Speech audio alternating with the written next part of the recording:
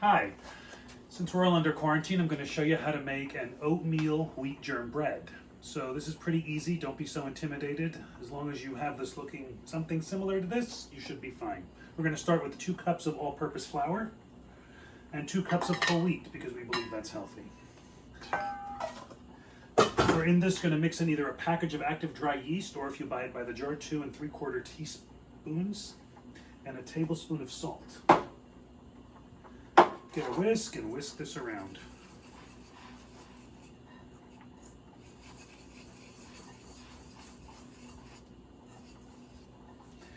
And if the bowl is too full, get a bigger bowl.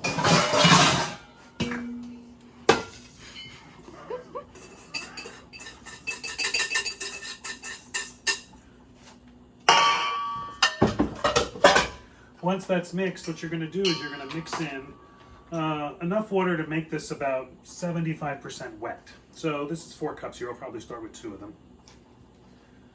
Bread baking depends on the humidity, so that's why we start with that. The best mixing tool, the back of a wooden spoon, and you just want to mix it till it's all pretty wet. And if it gets too dry, add a little more.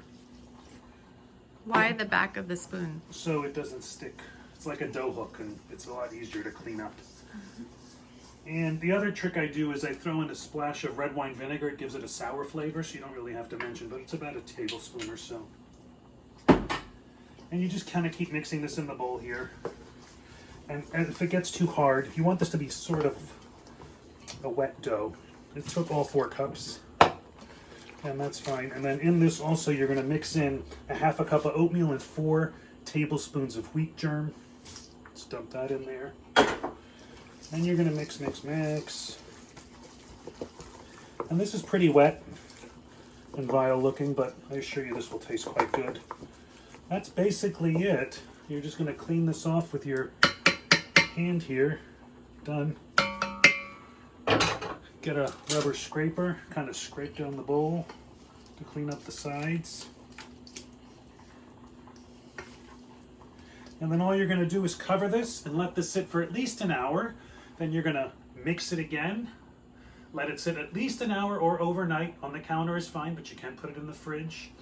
Scrape this into a loaf pan. Let it rise 30 minutes after it goes into a loaf pan and bake it at 450 degrees for about 50 minutes. You can do this in your toaster oven. Just make sure you've turned off the convection setting. And I'll post a picture as to what the finished product looks like when we're done. This is the dough after an hour. You can see that it's risen. So all you're going to do is kind of just lift it to the front. You see it's almost like a batter. So you just do this all the way around because this will redistribute and allow the enzymatic breakdown of the gluten and the yeast to cause a second rise. So that's all you're going to do. Once you do this, let it sit another hour.